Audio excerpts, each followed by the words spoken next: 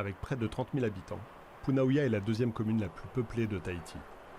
Dans moins de 10 ans, les Matayapo représenteront environ 30% des administrés, selon le maire sortant. Alors pour lui, c'est maintenant qu'il faut agir, avec un nouvel espace d'accueil. Il faut se préparer à la prise en charge du grand âge. On tient à essayer de rompre leur isolement. On a fait énormément déjà, mais l'idée c'est d'aller plus loin dans la démarche et de proposer vraiment ici, comme vous avez pu le voir, un centre qu'on est en train de terminer, d'aménager, en capacité de les recevoir pour leur proposer des activités diversifiées. Pour VTA Araipu, chef d'établissement scolaire, les jeunes sont au cœur de sa campagne. Mais il n'oublie pas les seniors.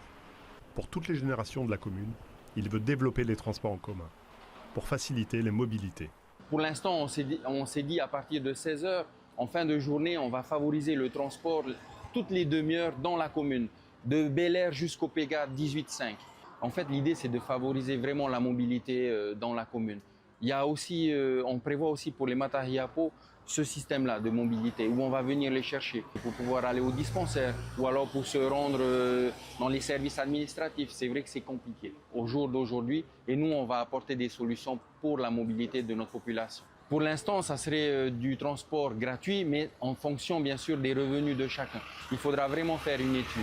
L'idée, c'est vraiment d'oublier personne, faire en sorte qu'on puisse aider vraiment les plus faibles notamment.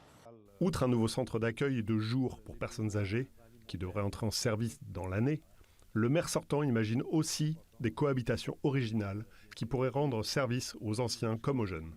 On pense à aller plus loin dans la démarche et proposer aux jeunes un peu plus âgés, par exemple des étudiants qui ont besoin d'être logés, de pouvoir, en échange de services, en étant colocataire par exemple d'une personne âgée. Et pour les Matayapo qui vivent seuls, une innovation. L'idée, c'est de doter nos personnes âgées qui sont isolées de médaillons de téléassistance connectés qui leur permet, juste en appuyant sur un bouton, d'être connectés directement donc avec nos pompiers.